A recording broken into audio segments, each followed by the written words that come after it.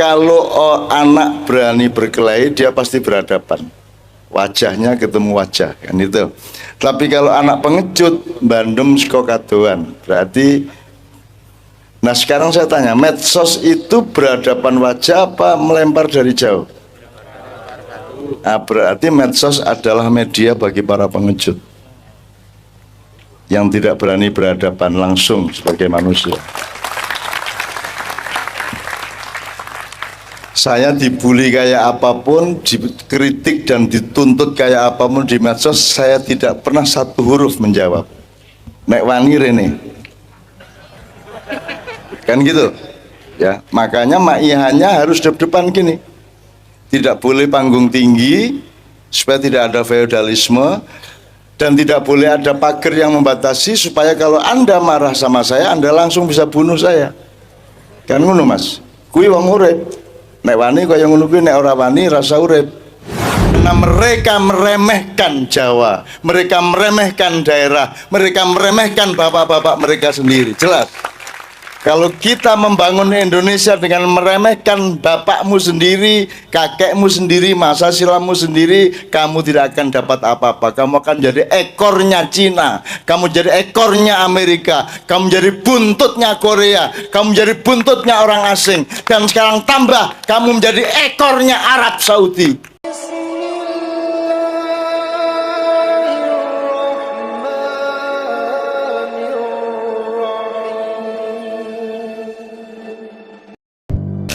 Begini teman sekalian, saya mau identifikasi dulu yang mahasiswa Visipol, boleh angkat tangan. Lah, kok mengsidik banget sih? Ada ya? 10 ada enggak? 10 orang ada enggak? Atau gini, apa sih Visipol ya? Visipol, iya. Oke. Yang mahasiswa Visipol, sekali lagi saya mohon angkat tangan. Wah. Oke. Tolong ya, nanti Anda pokoknya saya akan membutuhkan Anda. Nomor 2, gini aja, mahasiswa UGM. Nah. Yang bukan mahasiswa UGM.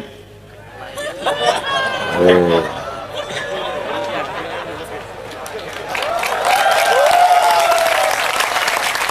Ada satu kategori lagi yang bukan mahasiswa. Nah, lumayan Pak. Itu bisa jadi sudah lulus. Ning jane yo ora ya, jan yo ora. Ora tahu kuliah kayak. Oke, nanti kita akan cari bersama-sama. Gini, sebelum kita mulai dengan Kiai Kanjeng, medsos itu bahasa Jawanya kalau yang saya tahu itu swara tanpa rupa. Jadi ada suaranya, ada videonya, ada tulisannya, ada bunyinya, tapi tidak ada rupanya. Karena boleh bikin akun yang tanpa identitas dan tanpa verifikasi formal tentang siapa yang punya akun itu. Nah, etikanya medsos, etika berarti nek suara tanpa rupa lah memedi Pak. Tentu, jadi etika memedi tidak bisa mengandalkan etika manusia. Jadi kalau beliau tadi mengatakan kita sudah punya etika lah, kira nek menungso Pak. Kalau Anda sekarang, Anda sama saya etika karena kita bermuwajah, kita berhadapan wajah. Tapi kalau di medsos kita tidak berhadapan wajah. Satu. Poin yang lain dari medsos adalah gini, kalau Anda waktu kecil ada yang suka berkelahi enggak? Di antara teman-teman Anda ada yang pemberani, yo gelut, banting-bantingan, teman-teman ono sing wanine bandem watu. Ada enggak? Yang beraninya dari jauh atau nanti berlindung sama bapaknya atau sama orang gede yang dekat sama dia, kan gitu. Jadi bedanya apa? Kalau anak berani berkelahi, dia pasti berhadapan, wajahnya ketemu wajah, kan itu.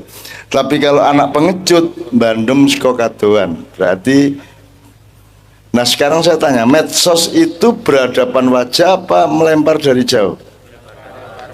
Nah, berarti medsos adalah media bagi para pengejut yang tidak berani berhadapan langsung sebagai manusia. Saya dibully kayak apapun, dikritik dan dituntut kayak apapun di medsos, saya tidak pernah satu huruf menjawab. Nek wani rene. Kan gitu. Ya, makanya maihannya harus depan gini.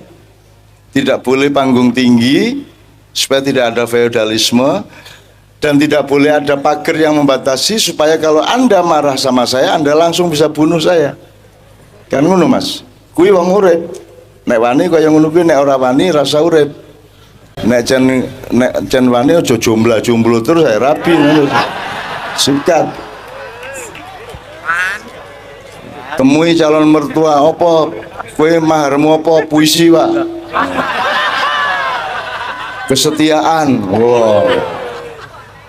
Ya ning ya ora ana bapak sing gelem nerima kaya ngono kuwi ora. Saya aja dulu mau ditembak sama calon mertua.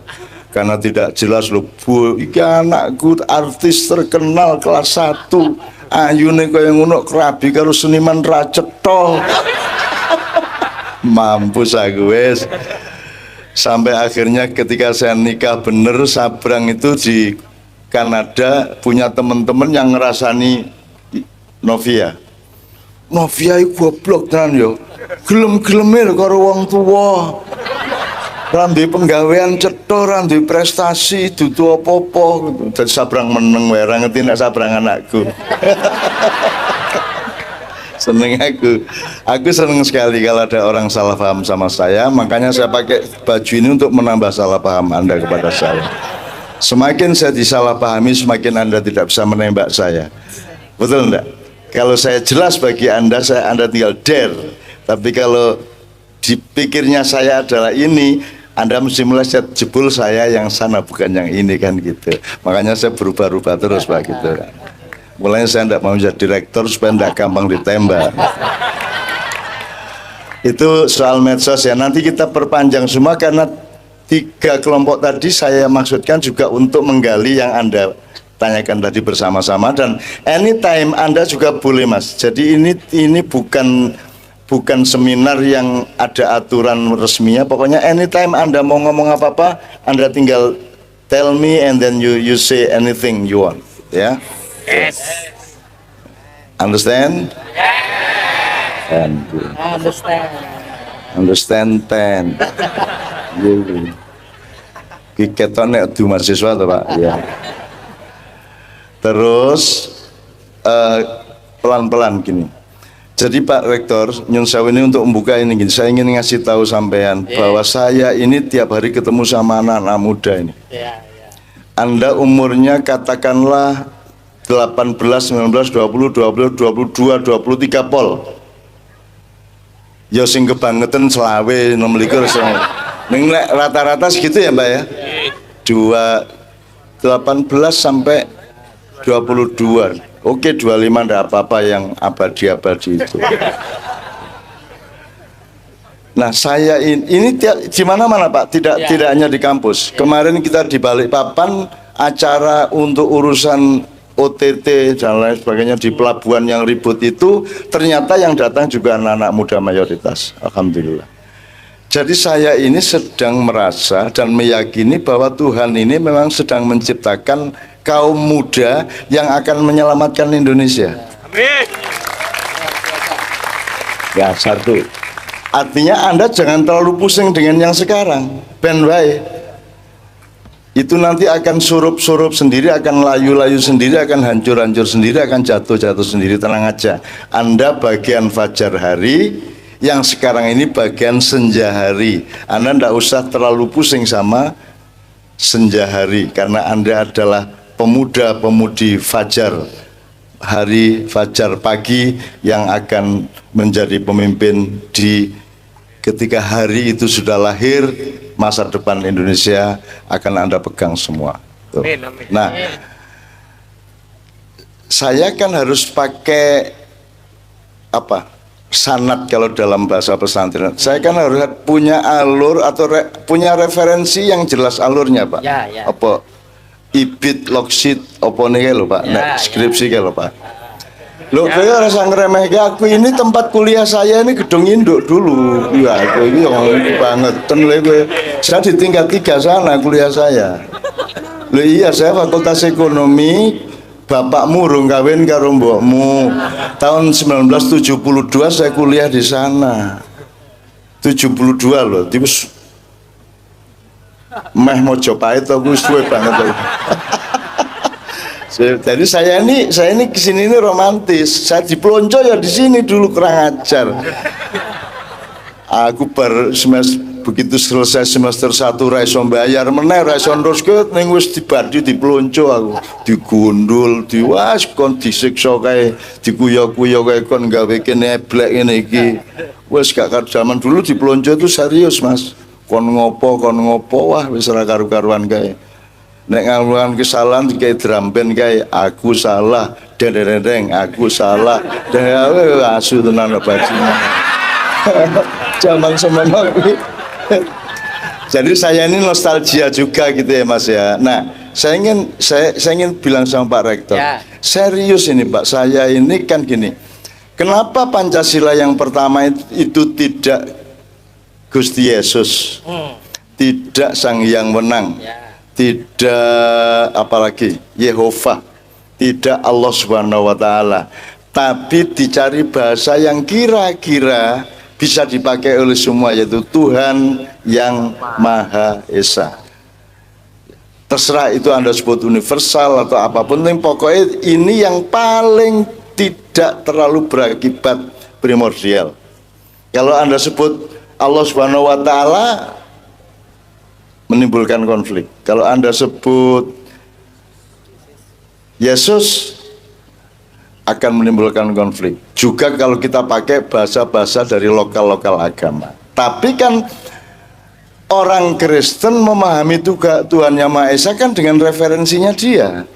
Saya orang Islam memahami Tuhan Yang Maha Esa dengan referensi Islam. Lah aku orang Islam ya. Kan begitu. Jadi yang penting Islam yang saya gali itu melalui simbol Tuhan Yang Maha Esa itu bisa bermanfaat untuk seluruh bangsa Indonesia, kan begitu. Nah saya misalnya ini kan jenengnya apa tadi? Artspiration. Artspiration ini saya kasih contoh aja untuk pintu-pintu aja. Kalau ngomong art, kalau yang dikenal di sastra atau diisi kan ilmu tentang kesenian, belum tentu kesenian. Pandangan tentang kesenian, jadi itu ilmunya, apa pandangan akademisnya. Nah, yang kita harus masukin misalnya,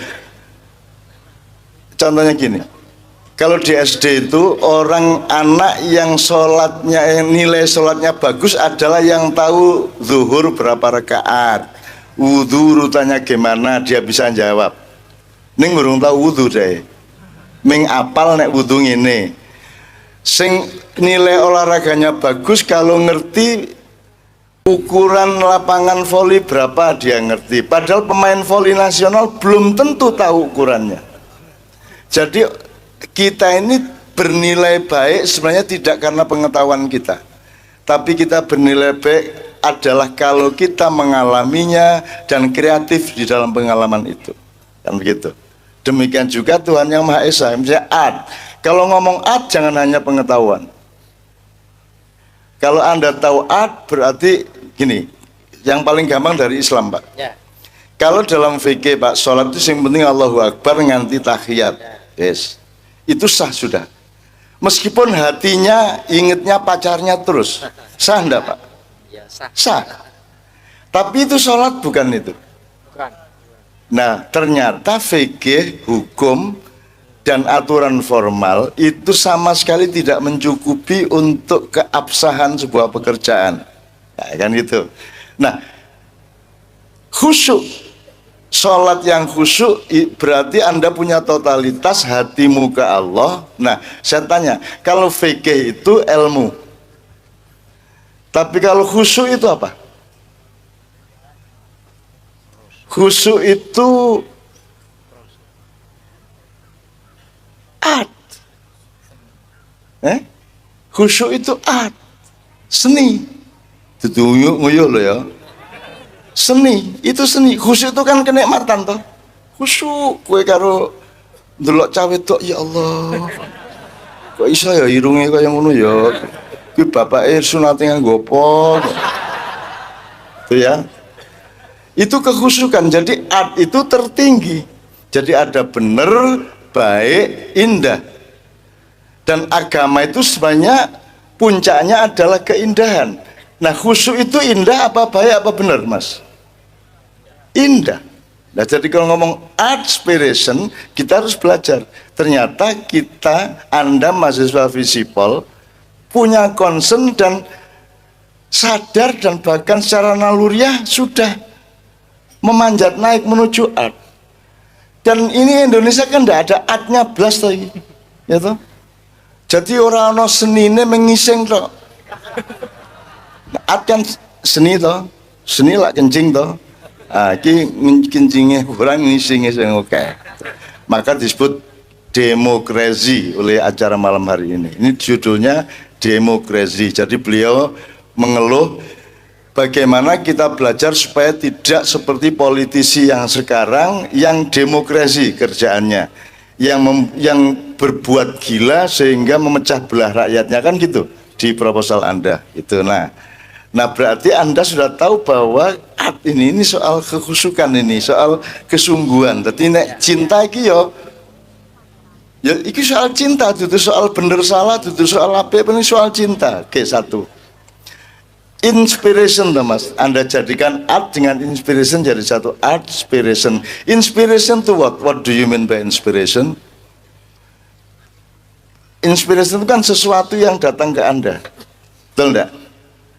Apakah itu sesuatu yang lahir dalam diri atau sesuatu yang datang ke Anda? Kalau Anda dapat ilham itu Anda yang bikin ilham atau Anda dikasih ilham?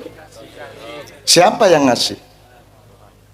Nah, kalau sudah dijawab yang ngasih Tuhan, gak ono mata kuliah. Di mana Anda belajar tentang ilham? Di fakultas apa? Maka mau tidak mau saya pakai ketuhanannya Maha Esa, di mana saya menggali Islam dari situ.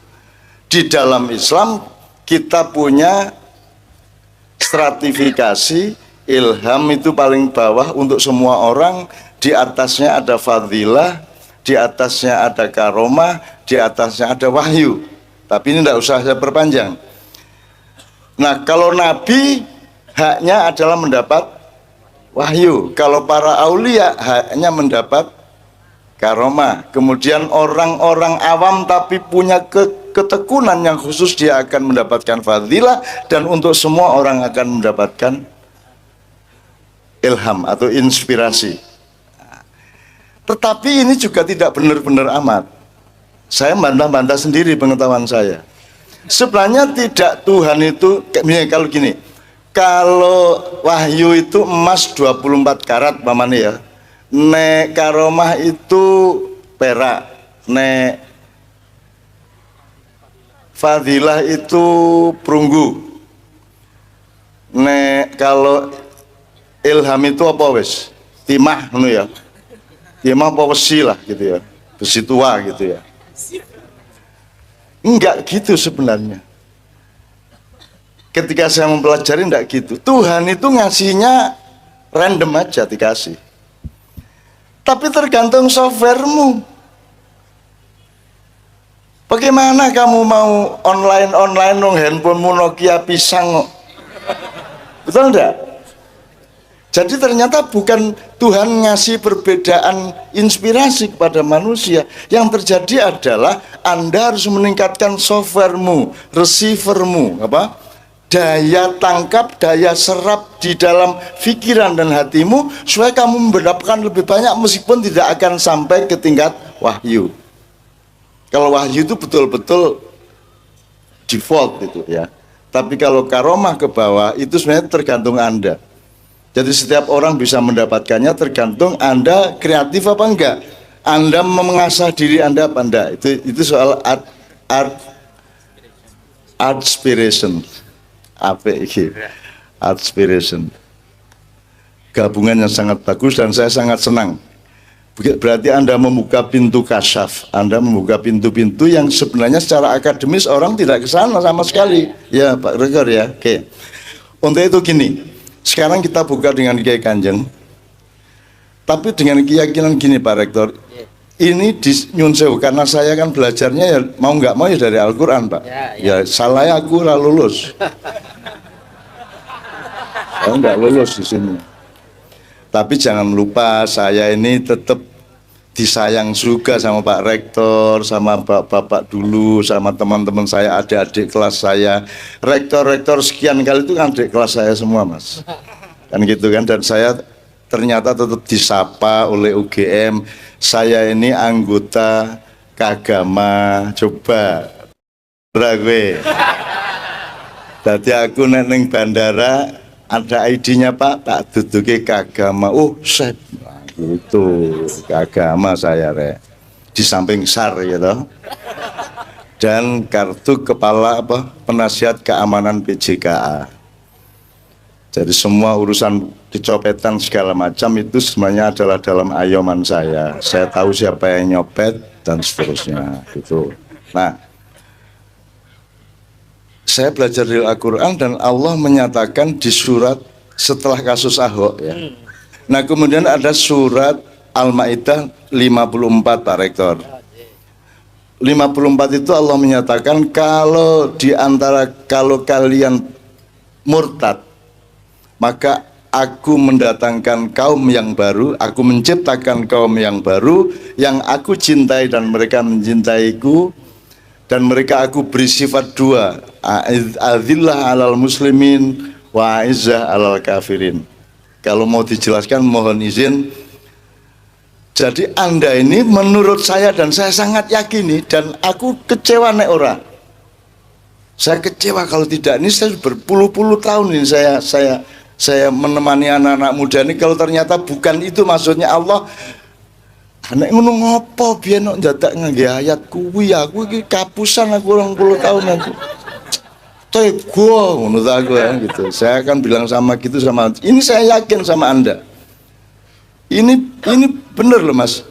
Ini kita 5 tahun lagi berubah. Dan Anda yang harus ambil peran.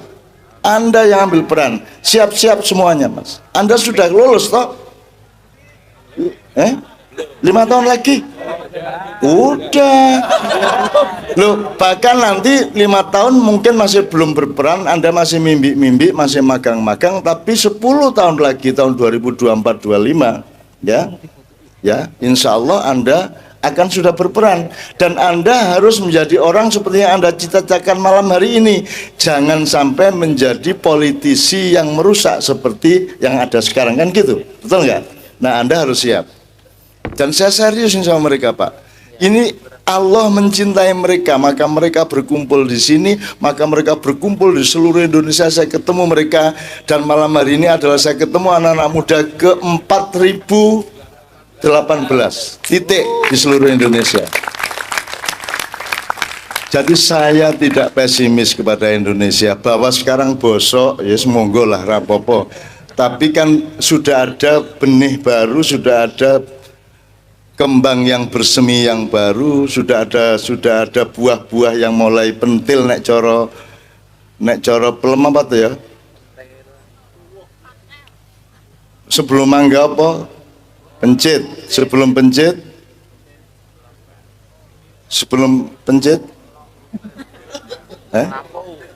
Pendil. Agak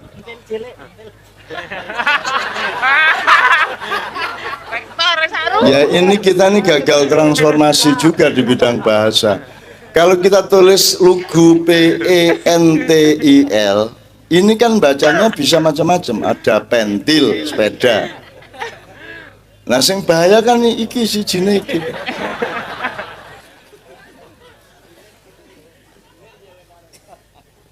Tapi kan kalau saya sebut kata itu Pak, bahagia mereka Pak. Maka kalimat yang baik dan membahagiakan berarti kalimat thayyibah. Wes. Terus besok ngomong, apa kalimat thayyibah? Wah, ngawur bocah-bocah. Ya, oke. Jadi saya yakin sama mereka, Pak. Dan malam ini bagi saya ini sebuah pekerjaan sangat spesial di mana saya nyicil untuk bersama-sama anak-anak muda ini untuk siap tandang, matek aji, berjuang untuk membangun Indonesia yang tidak seperti sekarang dengan kematangan ilmu dan kematangan budaya serta mental. Nah, untuk itu yang pertama saya akan membaca. Saya lama ndak nulis puisi, Pak, tapi untuk panjenengan ini saya nulis 2 puisi, Pak. Luar biasa. Jadi musik Kiai Kanjeng saya gabungkan dengan puisi. Nanti ada beberapa workshop dari Kiai Kanjeng yang juga sifatnya harmonizing rhythm and tune. Sebenarnya tidak hanya not only rhythm but tunes ya. Jadi musik itu ada 3: bunyi, nada, dan irama. Oke. Sekarang kita langsung belajar bersama. Tolong sekali lagi yang mahasiswa Visipol angkat tangan 3 tadi yang di sana, Mas angkat tangan. 1, coba lagi. Berapa Mas di situ? 1, tolong maju langsung ke Mas Doni di sini. 1 lagi. Yang Visipol. Mbak. Oke. Silakan Mbak langsung maju ke depan. Bismillah. Ayo Mbak. 3 orang dari Visipol. Ayo Mas, maju ya. Tepuk tangan. Ya.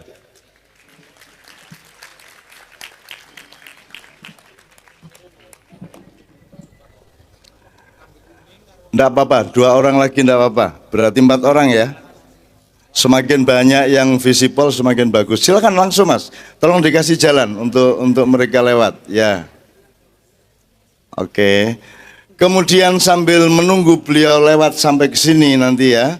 Saya minta yang mahasiswa enggak harus Visipol tapi UGM. 3 orang minimum. Ya, silakan maju.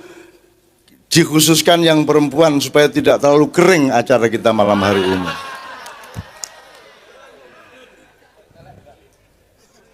Mosok bolak-balik brengos air. Ayo Mbak, 3 orang yang dari UGM, fakultas apapun silakan ya. Oke.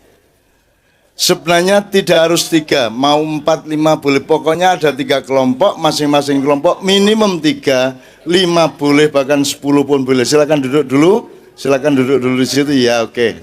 Ya. Sepatunya enggak usah dicopot. Naik aja karena masjidnya enggak di sini tapi di sana, Pak ya.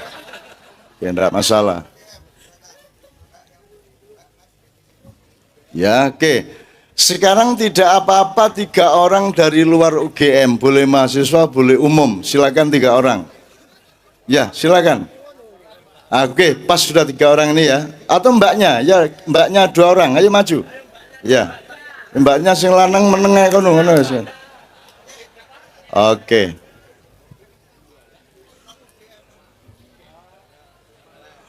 Oke. Sekarang tolong kumpul di satu sisi.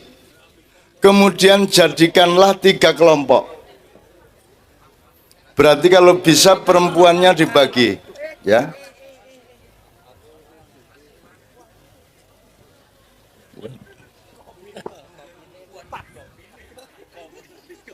Waduh, kelelakian saya berkurang. Ya Pak. Ganti. Enggak apa-apa, Pak. Ini mereka punya definisi, Pak. Kon niku lanang kok gak ngopi, gak ngerokok, gak brengosen, gak gondrong. Nek ana arek wedok gak suwit-suwit. Lanang ngopo iku?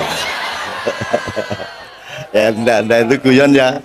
Nah, ini aku wis entuk kopi disampar ya karo Caca ya wis ora apa-apa, udah. Oke, bismillah. Jadi tolong bikin 3 grup. Tolong di antara Anda berunding. Jangan perempuan tok, laki-laki tok, nanti jadi gender festival, gitu. Coba berbagi. Coba di sini berapa orang dijadikan 2 grup, di sini 1 grup. Berapa orang, Mbak? 7, di sini berapa semua, Don? Yang 4 ditambahin. Mbak ke sana Mbak, Mbak satu ke sana Mbak ya. Oke. Nanti akan ada saat presentasi mereka ya. Oke. Pertama, tolong tentukan di antara Anda siapa jubir atau pimpinan atau ketuanya ya. Kalau Anda misalnya memberi nama kelompoknya juga lebih bagus, akan lebih mudah diingat dan akan menjadi lebih romantis. Oke. Anda akan saya kasih kesempatan untuk cari tempat di belakang sana, minimum setengah jam, ya, maksimum setengah jam, untuk menjawab satu pertanyaan dok, tidak banyak. Saya minta Mas Doni memberikan pertanyaan kepada kelompok 1, kelompok 2, kelompok 3. Sangat sederhana pertanyaannya, tapi tergantung kepada simulasi dan proyeksi yang bisa Anda lakukan dari pintu yang hanya satu pertanyaan itu. Ada Don? Ya. Itu satu untuk satu grup satu. Satu kelompok. Oke. Udah dikasih? Oke, berarti sekarang Mbak-mbak setengah jam sampean cari tempat di sana di belakang di ruang apa terserah ya. Ya, sampean rembuk, diskusi, disediain minuman oleh panitia ya. Tapi Pak GoFood ya. GoFood itu dewe kono ya. Oke, tepuk tangan teman-teman akan di belakang, silakan. Cari tempat, setengah jam kemudian siap ya. Monggo, lewat mana terserah, monggo Mbak Mas Joni.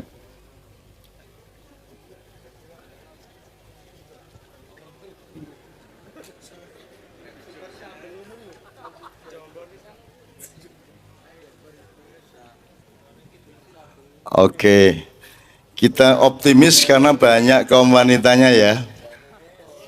Ya, alhamdulillahirobbilalamin. Detik. Oke, Pak Rektor, ini kita menunggu mereka, menunggu hasil diskusi mereka.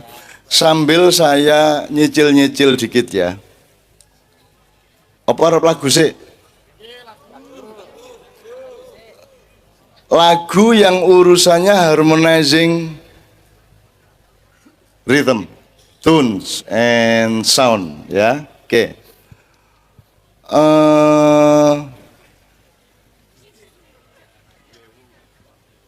Oke, satu nomor dari Kiai Kanjeng yang kira-kira agak oke gitu ya, secara kesenian, secara estetik ya.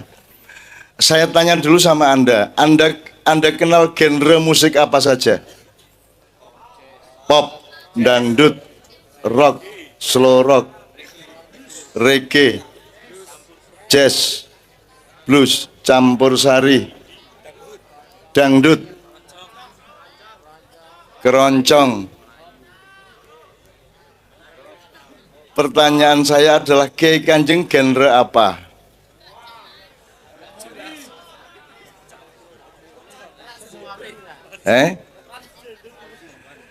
Jadi kalau politik ada genre PDIP, ada genre PKS, ada genre Gerindra, ada Perindo, ada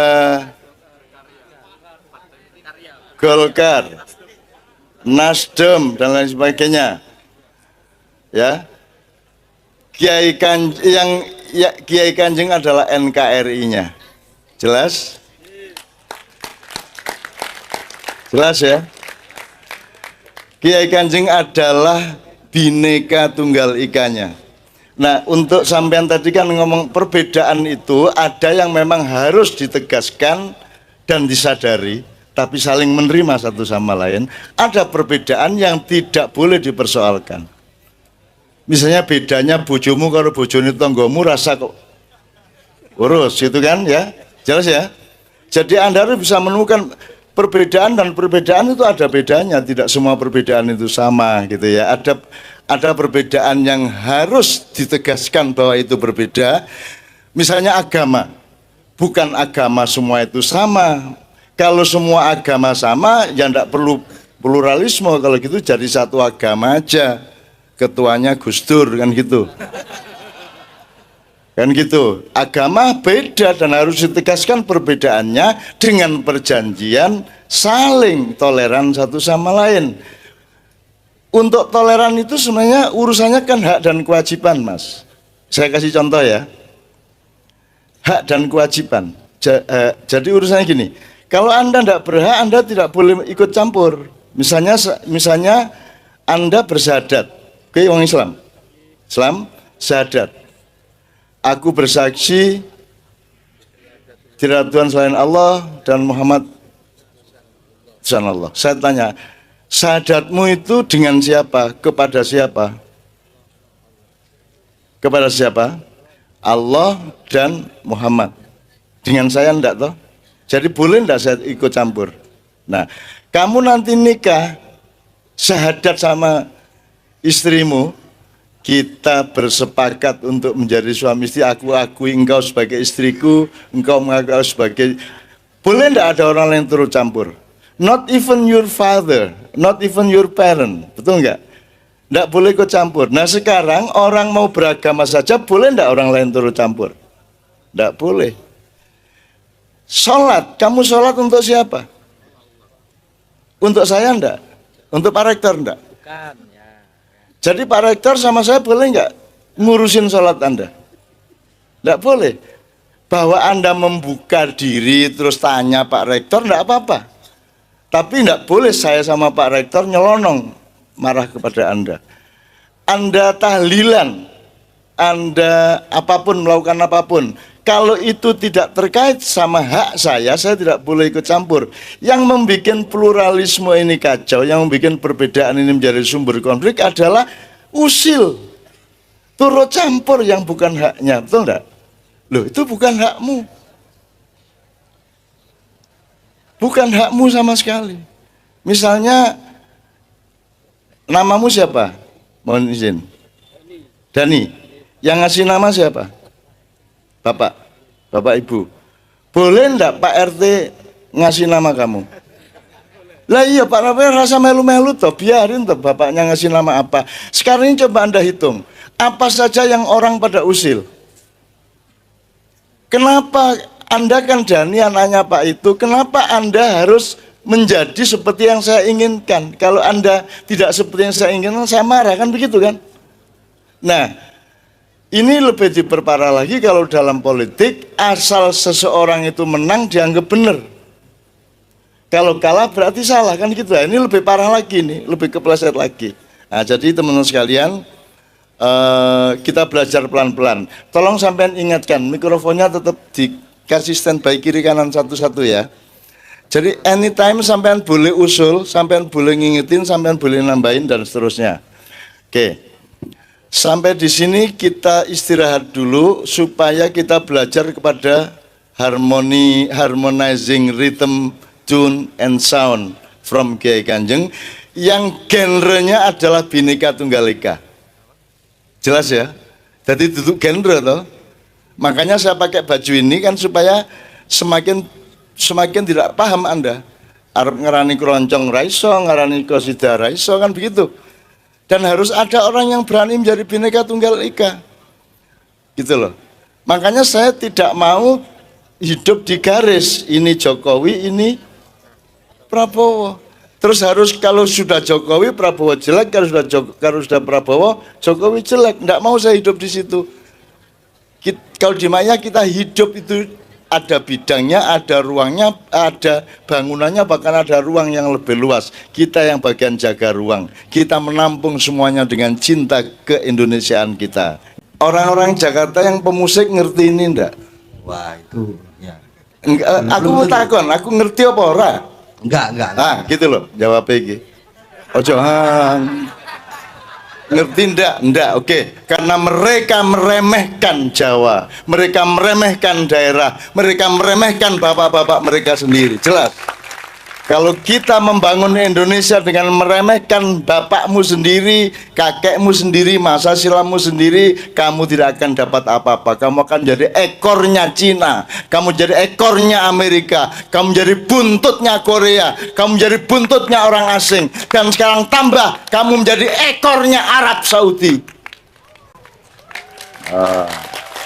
Saudara-saudara sebangsa dan setanah air, aku nyatakan mulai hari ini, wahai dunia, bardoken dewe-dewe. Rumah ini serius saya, aku ini keguyon, no. Urung wayahe serius ngono wis wayahe. Oke. Kalau bukan jazz ya jazzy, ngejazz sedikit gitu ya, karena kita nggak berniat jadi pemusik jazz. Bahkan kita tidak berniat jadi pemusik. Kiai Kanjeng itu enggak jadi pemusik, enggak apa-apa. Yang penting bisa melayani, bisa mengakomodasi, bisa mengharmonisasikan masyarakat di mana aja yang ditemui. Jadi bukan soal menjadi apa, menjadi siapa, tetapi apa yang kita lakukan. Mengindonesia apa tidak, Bhinneka Tunggal Ika apa tidak, kan itu yang kita lakukan, Pak. Bukan siapa kamu, tapi apa yang kamu lakukan, betul nggak? Jadi ini tadi tiba-tiba Mbah Geol jadi penyanyi jazz. Mbah Geol itu karo mendelik-mendelik pancen wis wayahe mendelik-mendelik ya. Arep orang mendelik piye ya. Nyun sewu, beliau ini belum 3 bulan yang lalu ditinggal istrinya, dipanggil Allah Subhanahu wa taala, sehingga Anda harus bersimpati kepada beliau. Sekarang beliau agak kebingungan dalam suatu hal.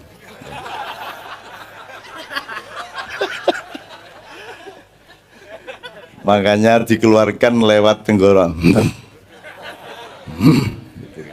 Angger ono cawe tok liwat. Oke, wong nek wis seneng keroncong ngenyek dangdut, betul ndak?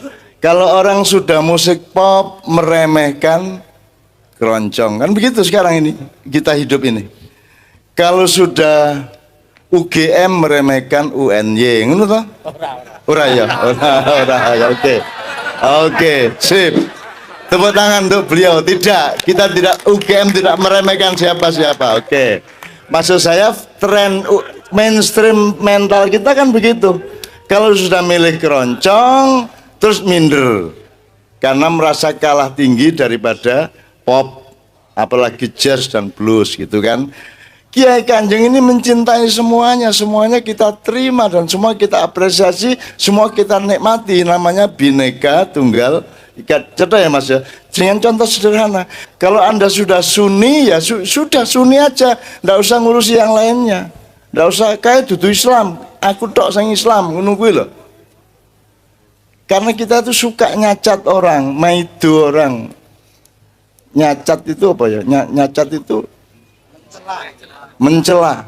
Nah, teman sekalian, sekarang kalau gini, misalnya ini tadi gandelnya 1, langgam 2, blues 3, jazz 4, pop, terus 5, keroncong. Terus ono sing takon, yang bener yang mana ini? Apakah atau sing takon gue? Ya bener kabeh no. Saya kira kita harus punya kelengkapan ilmu untuk memperlakukan bagaimana how to treat differences, kan gitu kan. Ini perbedaan ini kita kelola secara bagaimana. Ada yang memang harus kita pertegas perbedaannya, ada yang perbedaannya tidak usah kita pedulikan karena yang penting kesamaannya. Nah, kalau dalam teori maknya Pak Rektor, kalau Anda ingin membeda-bedakan, pakailah ilmu. Tapi kalau Anda ingin menemukan kesamaan dan persatuannya, pakailah kebijaksanaan. Makanya sila keempat adalah kebijaksanaan, kan begitu. Nah sekarang orang kan mengunggul-unggulkan ilmu, seolah ilmu itu hebat. Ilmu itu tidak hebat. Ilmu itu cuma apalah, cuma bahan awal di dapur gitu loh. Apakah makanan yang di warung itu benar apa enak? Nah kebenaran nih lah bener loh. Jadi bukan soal bener, Benar itu bahan awal saja, tapi outputnya adalah kebaikan, keenakan, keindahan, kebijaksanaan, kan begitu. Nah ini kita mungkin memang salah strategi sosial, salah strategi budaya, kira-kira ya. Terakhir, sebelum saya juga minta respon dari Pak Rektor dan semuanya. Kalau di teman-teman ini ada teori, coba siapa yang bisa menjelaskan? Kita punya teori cangkul, strip pisau, pedang, dan keris. Siapa yang bisa menjelasin? Yang sudah sering mendengarkan. Kalau ngurusin negara itu, treatment termasuk untuk soal pluralisme segala macam. Yang bisa menjelaskan, bisa nolongin saya. Orang ono sing iso. Apa urung tau krungu? Oh ngono. Oke, jadi sing camayan ngarep tok. Berlagak mayan jadi ngenteni panganan belurano panganane ya, Pak. Ini nunggu ini pura-pura ikut pengajian, tujuannya makan malam. Biasanya kan ada, Pak. Malam ini kapusan gile. Gini Pak, kalau rakyat itu kan bekerja. Bekerja itu lambangnya apa? Kalau di desa cangkul, arit, pisau, ya, palu, apa, sak piturute. Jadi rakyat pekerjaannya adalah bekerja. Nanti urusan rakyat, tanah air, negara nanti dulu. Tapi pokoknya rakyat itu cangkul. Tapi orang mencangkul, orang mencari makan, mencari nafkah harus aman. Maka dibutuhkan negara dan pemerintah yang mengamankan mereka. Maka pemerintah dan pejabat itu pegang apa? Pedang.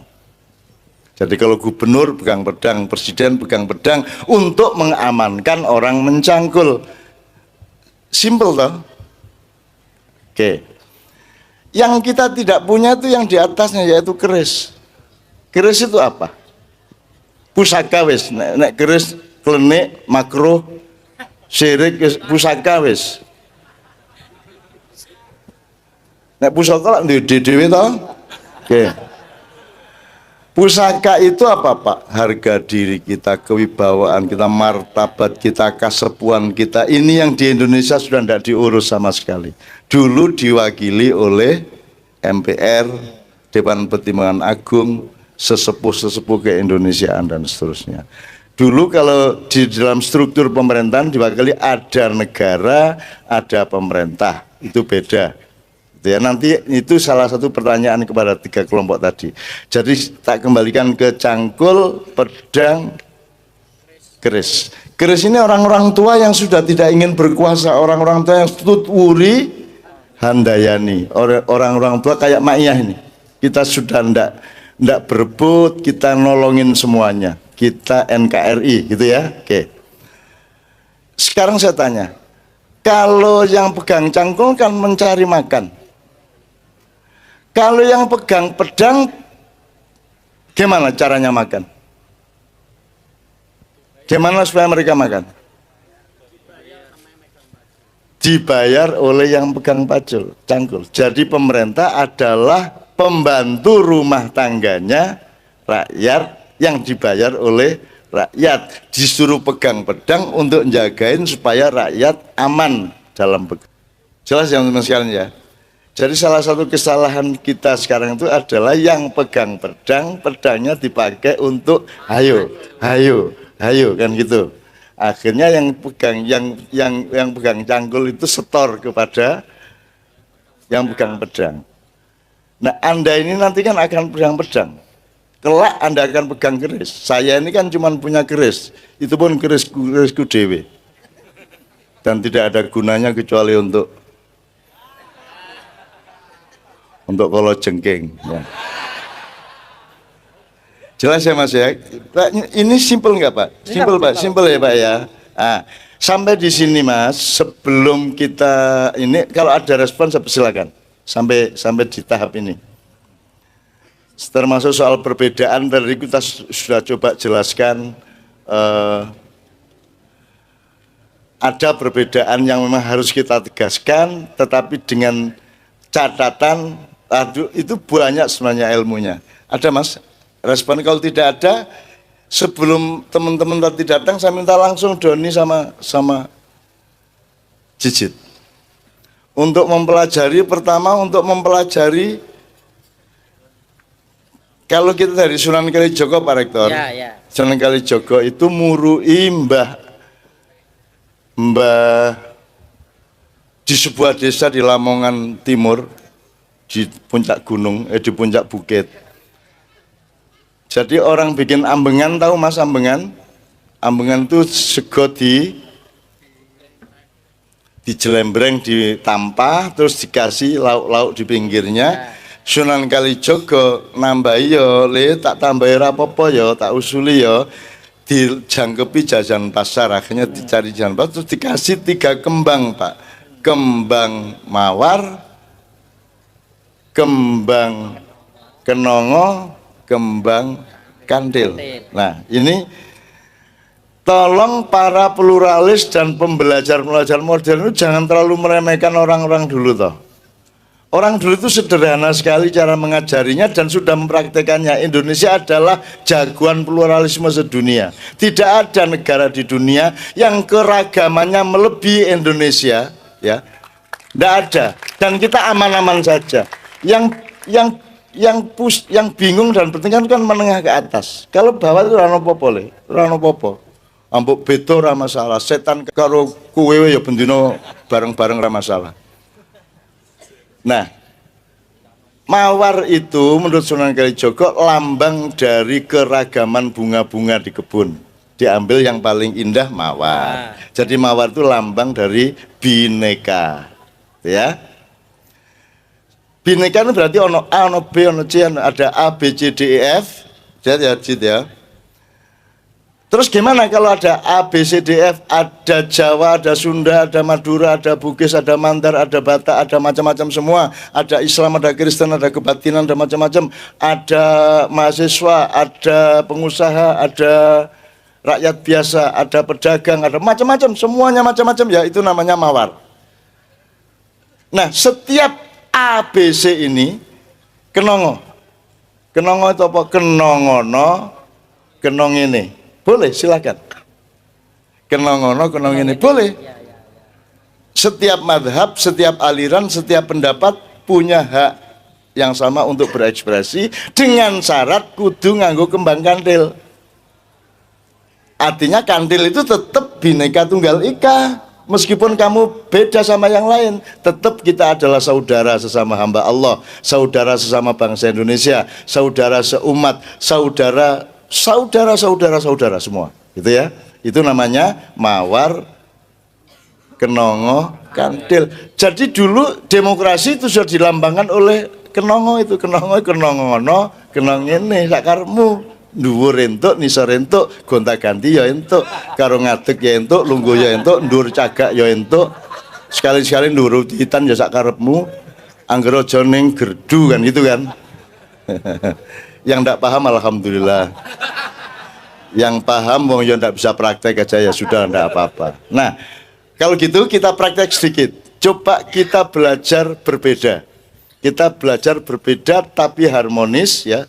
We harmonizing the rhythm, tune, and the sound ya, dengan cara yang sangat sederhana, dan kita ambil dari cara mbah-mbah kita dulu, bapak-bapak kita dulu mengajarkan kepada anak-anak. Ini permainan anak kecil. Bayangkan sejak kecil kita sudah dilatih plural, sudah dilatih untuk Bhinneka Tunggal Ika. Sekarang sudah kuliah, sudah Al-Azhar, sudah Arab Saudi, sudah Amerika, tidak bisa kandil, tidak bisa kenongo. Betul nggak? Ini Sinead O'Connor yang menyanyikan Nothing Compares to You itu barusan masuk Islam seminggu yang lalu. Kemudian 3 hari sesudahnya baru tahu bahwa dalam Islam tidak boleh minum minuman keras. Dia keluar lagi dari Islam. Nyenengke wong ning dunya iki. Pencolotan seksual gorang rokok.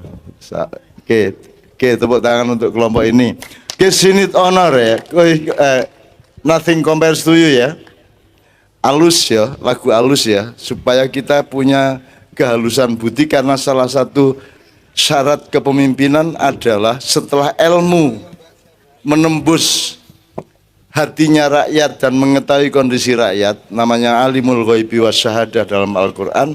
Syarat berikutnya sebelum menjadi raja, sebelum menjadi pemimpin, sebelum menjadi gubernur atau apapun jabatannya adalah Rahman Rahim, yaitu Anda punya kelembutan hati yang menjadi alat untuk menyayangi dan mencintai rakyat Anda dengan segala kondisinya. Kalau kepemimpinan dilandasi dengan kasih sayang, keputusannya upamorodo salau tetap berakibat baik insyaallah. Amin ya rabbal alamin.